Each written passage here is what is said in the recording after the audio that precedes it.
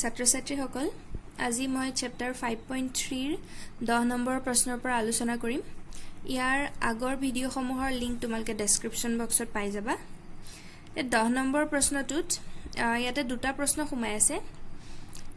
an তাৰ মানে কি এনতম পদৰ দুটা ৰূপ দিয়া আছে ইয়াতে। এতিয়া আমাক কৈছে এই এনতম পদৰ পৰা a1 a2 ইত্যাদি পদসমূহ উলিয়াই সিহঁত সমান্তৰ প্ৰগতিত যে আছে তাক প্ৰতিপন্ন কৰিব লাগে আৰু তাৰ পিছত প্ৰথম 15টা পদৰ যোগফল উলিয়াবলৈ দিছে। এতিয়া 10 নম্বৰ 1টোত nতম পদ an ৰ ৰূপটো কি দিয়া আছে 3 + 4n। এতিয়া nতম পদ এটো হলে ইহঁত সমান্তৰ প্ৰগতিত আছে নে নাই বাকি পদসমূহ হেখিনি চাবলৈ আমি প্ৰথম পদ উলিয়াই লম। এতিয়া n ৰ ভ্যালু 1 হলে আমি প্ৰথম পদটো পাম। গতিকে প্ৰথম পদটো a1 তাৰ মানে n ৰ মান 1 বহুৱালে এই সমীকৰণটোত কি পাম 3 + 4 * 1 হয়নে। ইয়াৰ পৰা পোৱা যাব প্ৰথম পদটো 7।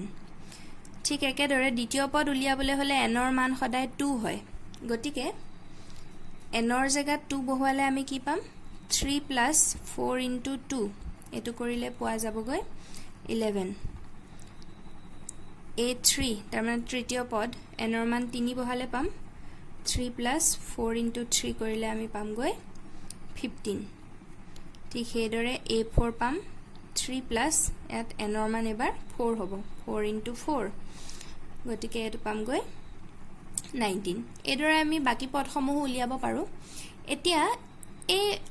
পদসমূহ যে পালো আমি 4টা পদলৈকে যে উলিয়াইছো এই সমূহ সমান্তৰ প্ৰগতিত আছে নে নাই আমি চেক কৰি চাম। গতিকে এতিয়া আমি কি কৰিম কেনেকৈ চেক কৰো সাধাৰণ অন্তৰটো উলিয়ালে যদি সাধাৰণ অন্তৰটো সমান হয় তেতিয়া আমি সমান্তৰ প্ৰগতিত আছে বুলি ক'ব পাৰো। গতিকে প্ৰথম দুটা পদৰ যদি পাৰ্থক্যটো চাও a2 - a1 কৰিলে কি পাম 11 - 7 = 4। এবাৰ তৃতীয় পদ আৰু দ্বিতীয় পদৰ যদি পাৰ্থক্য চাও 15 - 11 কৰিলেও আমি কি পাম 4। আকৌ চতুৰ্থ পদ আৰু তৃতীয় পদৰ যদি পাৰ্থক্য চাও 19 - 15 কৰিলেও আমি কি পাম 4। গতিকে ইয়াৰ পৰা কি দেখা গল পদসমূহৰ মাজৰ পাৰ্থক্যটো 4 তাৰ মানে এটা পৰা আনটোলৈ দূৰত্বটো 4। গতিকে এইটোকে কি বুলি কোৱা হয় পদকেইটাৰ সাধাৰণ অন্তৰ প্ৰগতিটোৰ সাধাৰণ অন্তৰ। গতিকে ইয়াতে দেখা গল যিহেতু প্ৰত্যেক ক্ষেত্ৰতে একেই ওলাইছে তাৰ মানে ই সমান্তৰ প্ৰগতিত আছে হয়নে। গতিকে আমি লিখিম এতেকে ই এটা AP সমান্তৰ প্ৰগতি যাৰ প্ৰথম পদ a = কিমান যেটো n = 1 বহুৱাই পাইছিলো তো 7 আৰু সাধাৰণ অন্তৰ d তাৰ মানে পদসমূহৰ মাজৰ পাৰ্থক্য হেতু কি পালুগৈ 4 হয়। এতিয়া প্ৰথম পদ আৰু সাধাৰণ অন্তৰ পাই যোৱাৰ পিছত আমি যিকোনো পদৰ যোগফল উলিয়াব পাৰো। এতিয়া আমাক ইয়াতে উলিয়াবলৈ দিছিলে প্ৰথম 15টা পদৰ যোগফল। গতিকে s15 প্ৰথম 15টা পদৰ যোগফল এটো কি হ'ব ফৰ্মুলাটো n/2 আমাৰ যেহেতু প্ৰথম পদ আৰু সাধাৰণ অন্তৰ আছে গতিকে হেতু ৰিলেটেড ফৰ্মুলাটো হয় 2a + n - 1 * d। এতিয়া ইয়াত যেহেতু প্ৰথম 15টা পদ বুলি কৈছে গতিকে n ৰ মান কি হ'ব 15। গতিকে n ৰ জায়গাত 15 বহাম / 2 a টো পাইছিলো আমি 7 +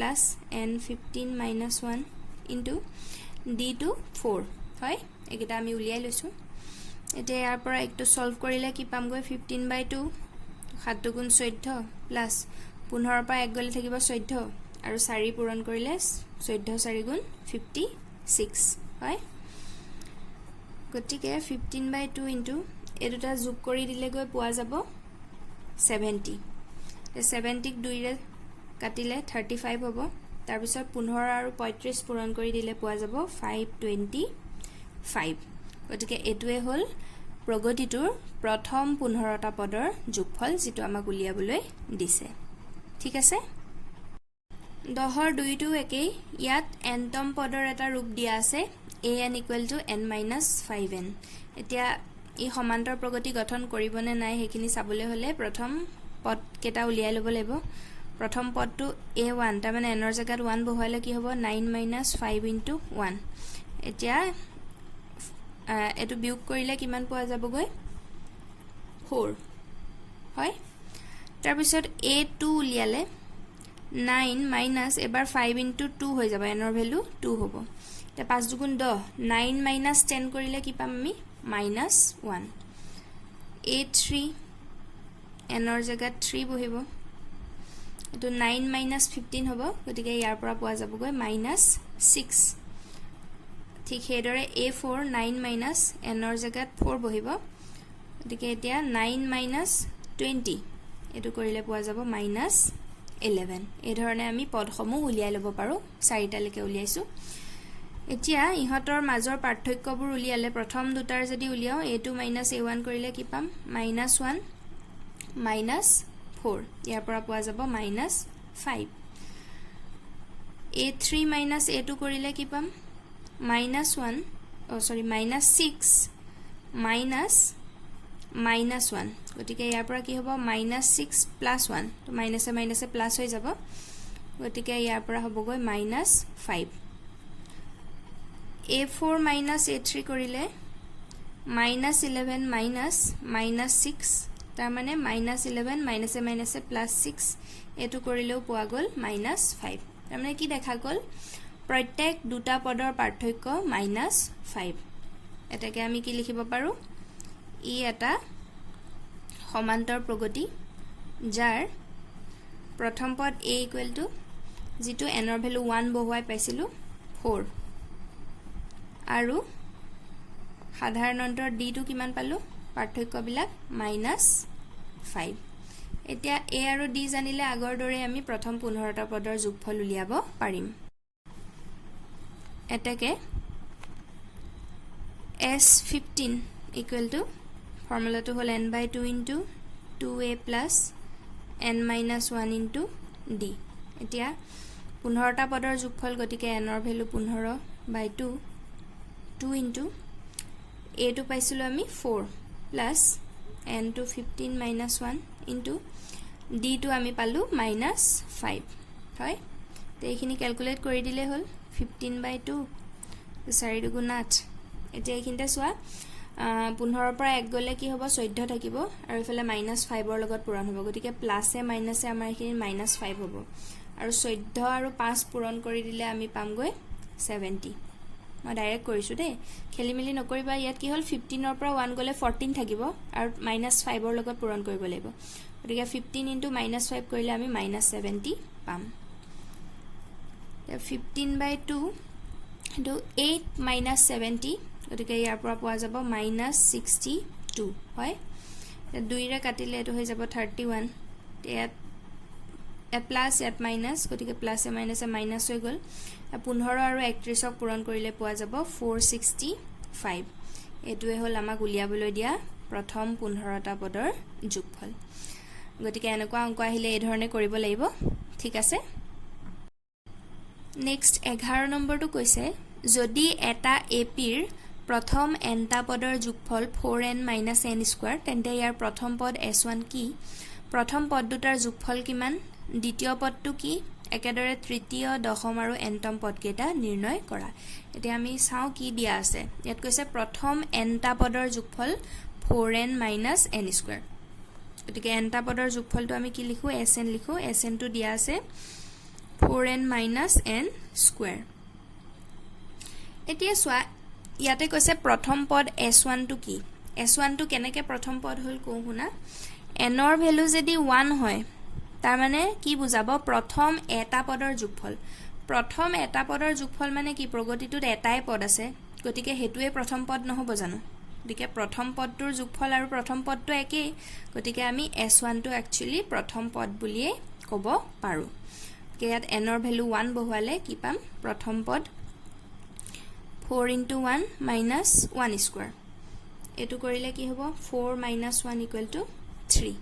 এটোৱে আমাৰ প্ৰথম পদ হয় নেক্সটটো কৈছে প্ৰথম পদ দুটাৰ যোগফল কিমান এতিয়া সোয়া প্ৰথম পদ দুটাৰ যোগফল উলিয়াবলৈ হলে আমি s2 কৰিলে পাম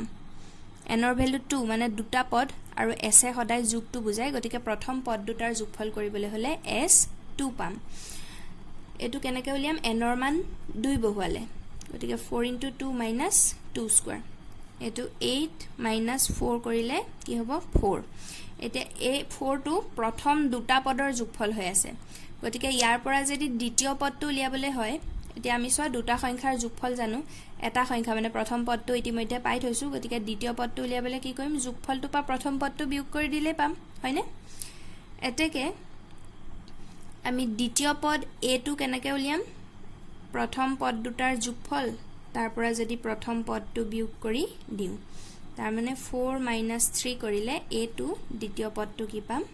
1 হয়নে বাৰু এতিয়া নেক্সট কৈছে আমাক একেদৰে তৃতীয় দশম আৰু এনতম পদ কেইটা নিৰ্ণয় কৰা এতিয়া আমাৰ হাতত যেহেতু প্ৰথম আৰু দ্বিতীয় পদ দুটা আছে গতিকে আমি সাধাৰণ অন্তৰ উলিয়াব পাৰো তাৰ পৰা হয়নে সাধাৰণ অন্তৰ d টো কি হয় সদায় a2 - a a মানে s1 আছিল দে গতিকে এটো প্ৰথম পদ বুলি মই ইয়াতে লিখি দিছো দ্বিতীয় পদটো পালো 1 আৰু প্ৰথম পদটো আছিল 3 গতিকে ইয়াৰ পৰা সাধাৰণ অন্তৰ আমি কি পালো -2 হয়নে এতেকে এতিয়া আমাক তৃতীয় পদ লাগে তৃতীয় পদটো a3 আমি কেনেকৈ লিখিব পাৰো a + n - 1 n to 3 তৃতীয় পদৰ কাৰণে 3 - 1 into d গতিকে ইয়াত মান বহুৱাই দিলে a টো প্ৰথম পদ আছিল 3 + 3 - 1 কৰিলে 2 পালো into d টো হল -2 গতিকে তৃতীয় পদ কি পাম 3 - 4 = -1 হয় ঠিক একে ধৰণে আমাক আকৌ উলিয়াবলৈ দিছে দশম পদ মই সাইডতে কৰি দিছো দশম পদটো কি লিখো a10 a10 টো কেনেকৈ পাম a + 10 - 1 into d কৰিলে তো nতম পদৰ সূত্ৰত ব্যৱহাৰ কৰা হৈছে a টো 3 + 10 - 1 কৰিলে 9 into d টো হল -2 গতিকে 3 + - 9 2 * 18 ইয়াৰ পৰা পোৱা যাবগৈ -15 এটো হল দশম পদ আৰু আমাক nতম পদটো উলিয়াবলৈ দিছে গতিকে আৰু nতম পদ an = কি হ'ব a + n - 1 into d তে a টো 3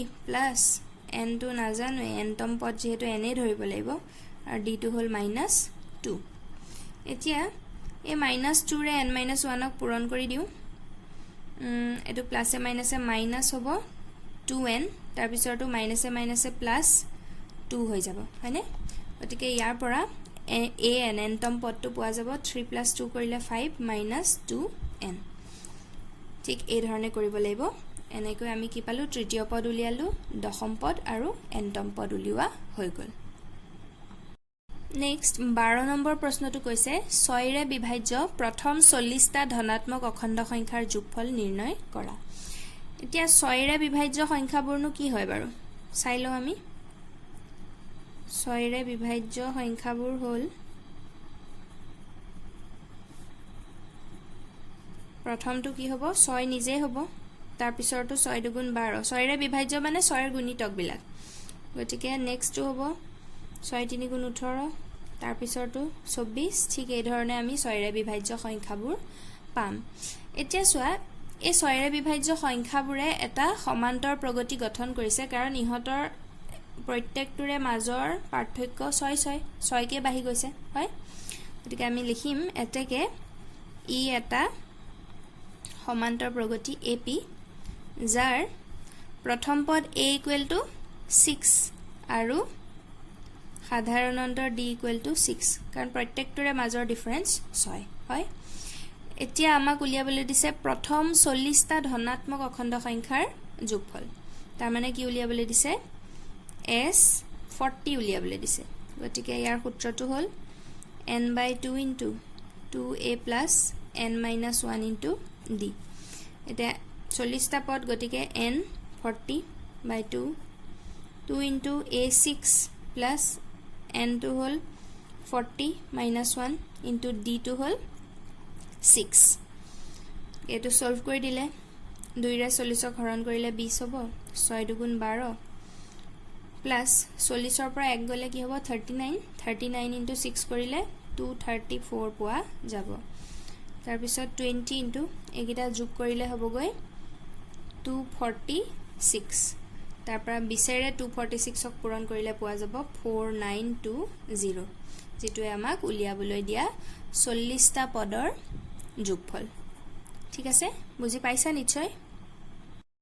13 নম্বৰটো একেই খালি ইয়াত কৈছে কি প্ৰথম 15টা 8ৰ গুণিতকৰ যোগফল নিৰ্ণয় কৰা গতিকে 8ৰ গুণিতকবোৰ কি হ'ব আমি কেটামান লিখি লওঁ 8ৰ গুণিতকবোৰ কেনে ধৰণে হ'ব প্ৰথমটো 8 গুণ 8 হ'ব নেক্সটটো 8 দুগুণ 16 8 3 গুণ 24 8 4 গুণ 32 এই ধৰণে আমি 8ৰ গুণিতক বিলাক পাম গতিকে এটো যদি ভালকে চাও কি হৈছে ইহতৰ প্ৰত্যেকৰে পাৰ্থক্য 8 হয়নে গতিকে ই এটা এপি হয় এতেকে ই এটা সমান্তৰ প্ৰগতি যাৰ প্ৰথম পদ a ইকুৱেল টু কি 8 আৰু সাধাৰণ অন্তৰ d ইকুৱেল টু 8 কাৰণ ইহত প্ৰত্যেকৰে মাজৰ গ্যাপটো হ'ল 8 এতিয়া আমাক কি কৈছে প্ৰথম 15টা পদৰ যোগফল উলিয়াবলৈ দিছে তাৰ মানে কি s15 উলিয়াবলৈ দিছে গতিকে n/2 into 2a plus n-1 into d এটা 15টা পদ গতিকে n to 15/2 2 into a to 8 plus n 15 minus 1 into d to আকৌ 8 এটো 15/2 8 দুগুণ 16 plus 15 এক গল 14 আৰু 14 লগত 8 পূৰণ কৰিলে কি পাম 112 গতিকে ইয়াৰ পৰা 15/2 into 16 আৰু 112 যোগ কৰিলে কিমান পোৱা যাবগৈ 128 তা 2 ৰে কাটাকুটি কৰিলে 64 এতিয়া 15 আৰু 64 পূৰণ কৰি দিলে আমি আনসাৰটো পামগৈ 960 তাৰ মানে 8ৰ প্ৰথম 15টা গুণিতকৰ যোগফল হ'লগৈ 960 ঠিক এই ধৰণে কৰিব লাগিব নেক্সট 14 নম্বৰ প্ৰশ্নটো কৈছে 0 আৰু 50ৰ মাজৰ অযুগ্ম সংখ্যাবিলাকৰ যোগফল নিৰ্ণয় কৰা গতিকে 0 আৰু 50ৰ মাজৰ অযুগ্ম সংখ্যাবোৰনো কি হ'ব আমি চাই লওঁ কি হ'ব 1 3 5 এদৰে যাব আৰু 50 লৈকে বুলি কৈছে গতিকে 50ৰ ভিতৰৰ অযুগ্ম সংখ্যা লাষ্টটো কি হ'ব 49 গতিকে দেখকে ই এটা কি হৈ আছে সমান্তৰ প্ৰগতিত আছে কাৰণ ইহতৰ প্ৰত্যেকৰে মাজৰ পাৰ্থক্য 2 2 হয়নে ই এটা সমান্তৰ প্ৰগতি এপি হয়নে আৰু প্ৰথম পদ a টো কিমান 1 সাধাৰণ অন্তৰ d ইহতৰ পাৰ্থক্য বিলাক কি 2 হয়নে আৰু যেটো লাষ্টৰ পদ এই ক্ষেত্ৰত আমি জানো 49 গতিকে তাক যদি l বুলিও লিখিব পাৰা বা nতম পদ ধৰিলে an বুলি লিখি দিলে হ'ল লাষ্টৰ পদটো কি 49 একিটা আমি জানো এতিয়া সোৱা যোগফল নিৰ্ণয় কৰাৰ আগতে আমি nৰ ভ্যালুটো কি হয় হেতু জানি লব লাগিব তাৰ কাৰণে এতিয়া সোৱা আমাৰ যেটো nতম পদ তাৰ পৰা আমি nৰ ভ্যালুটো উলিয়াম nতম পদটো ভাঙি দিলে কি হয় a plus n-1 into d equal to 49 এটো আমাক দিয়া আছে এতিয়া a এৰ ভ্যালুটো জানো আমি 1 বহাই দিলু প্লাস n উলিয়াবলৈ গৈ আছো d to 2 equal to 49 এতিয়া ফাৰ্স্ট এই 1 টো হিফালে যাব 1 টো হিফালে নিলে ইফালে প্লাসত আছে হিফালে গলে মাইনাস হ'ব গতিকে ইয়াৰ পৰা হ'বগৈ 48 নেক্সট 2 টো পূৰণ হৈ আছে হিফালে নিলে হৰণ হৈ যাব 48/2 কৰিলে আমি কিমান পামগৈ 24 হয় ইয়াৰ পৰা আমি n ৰ মান কিমান পাম -1 হিফালে নিলে প্লাস হৈ যাব তে 24 + 1 কৰিলে n ৰ ভ্যালু পাম 25 গতিকে 0 পা 50 ৰ মাজত 25টা পদ আছে এতিয়া হেকেটাৰ যোগফল উলিয়াবলৈ হলে sn = কি পাম n/2 ইনটু এতিয়া আমাৰ হাতত প্ৰথম পদটো আছে আৰু nতম পদটো আছে গতিকে যোগফলৰ a ৰূপটো ব্যৱহাৰ কৰিছো গতিকে ইয়াত n ৰ মান বহুৱাম n ৰ মানটো 25 পাইছো ইতিমধ্যে প্ৰথম পদটো আছিল 1 প্লাস nতম পদটো কি আছিল 49 হয় গতিকে ইয়াৰ পৰা 25/2 49 + 1 কৰিলে কি পাম 50 এতিয়া 2 50 25 বাৰ যাব আৰু 25 25 গুণ পূৰণ কৰি দিলে হ'বগৈ 625 এটোৱে হ'ল 0 আৰু 50 ৰ মাজৰ অযুগ্ম সংখ্যাবিলাকৰ যোগফল ঠিক আছে নেক্সট 15 নম্বৰটো কৈছে এটা নিৰ্মাণ কাৰ্যৰ ঠিকাত নিৰ্মাণৰ কাম এটা নিৰ্ধাৰিত তাৰিখতকৈ পলম হলে দিব লগা জৰিমনাবোৰ এনে ধৰণৰ প্ৰথম দিনা 200 টকা দিব লাগিব জৰিমনা দ্বিতীয় দিনা 250 টকা তৃতীয় দিনা 300 টকা এনেকৈ দিন বাহি বাহি গৈ থাকিলে আগৰ দিনতকৈ বেছিকৈ 50 টকাকৈ দি গৈ থাকিব লাগে ঠিকাদাৰ এজনে কামটো 30 দিন পলমকৈ সম্পূৰ্ণ কৰিলে তেওঁ মুঠ কিমান টকা জৰিমনা ভৰিব লাগিব তেতিয়া হলে আমি জৰিমনা সমূহনো কেনেকৈ দিব লাগিব হেতু লিখি লওঁ প্ৰথম মাহত কিমান জৰিমনা দিব লাগে বুলি কৈছে প্ৰথম মাহ নহয় প্ৰথম দিনত জৰিমনা দিব লাগে 200 টকা যদি দুদিন দেৰিকে হয় তেতিয়া হলে দ্বিতীয় দিনা জৰিমনা দিব লাগে 250 টকা তৃতীয় দিনা দিব লাগে 300 টকা ঠিক এই ধৰণে জৰিমনাবিলাক গৈ থাকে আৰু আগৰ দিনতকে নেক্সট দিনা জৰিমনা সদায় 50 টকা এটা বেছি হয় এতিয়া দেখকে ই এটা কি সমান্তৰ প্ৰগতি হয়নে কাৰণ ইহঁতৰ পাৰ্থক্যবোৰ 50 50 সমান প্ৰত্যেক ক্ষেত্ৰতে ই এটা এপি যাৰ প্ৰথম পদ a = কি 200 আৰু সাধাৰণ অন্তৰ d = 50 প্ৰত্যেকৰে ডিফাৰেন্সটো এতিয়া আমাক কৈছে 30 দিন দেৰি হল বুলি হয়নে গতিকে 30 দিন পলম হলে 30 দিনৰ জৰিমনা ভৰিব লাগিব এই ক্ষেত্ৰত আমি কি ধৰিম n = 30 এতিয়া জৰিমনাবোৰ 30 দিনৰ উলিয়াবলৈ হলে প্ৰথম 30টা পদৰ যোগফল উলিয়াই দিলে আমি পাই যাম এতেকে s 30 কৰিলে কিমান হ'ব n/2 * 2a + n - 1 * d তে n to 30 দিন গতিকে 30/2 2 * a to আছে 200 plus n 30 - 1 * d হল 50 এটা 2 ৰে 30 হৰণ কৰি দিলে পাম 15 তাৰ পিছত এটো 200 দুগুণ হল 400 plus 30 - 1 কৰিলে হ'ব 29 29 আৰু 50 পূৰণ কৰিলে পামগৈ 1450 এতিয়া 15 * একেটা প্লাস কৰি দিলে হ'বগৈ 1850 হয় আৰু লাষ্ট 15 ৰে 1850ক পূৰণ কৰি দিলে আমি পামগৈ 27750 এটোৱে হল তেওঁ 30 দিনৰ শেষত দিবলগীয়া জৰিমনা ঠিক আছে এই ধৰণে কৰিব লাগিব অংকবিলাক আজিলৈ ইমানেই মই নেক্সট প্ৰশ্নখিনি নেক্সট ভিডিঅত আলোচনা কৰিম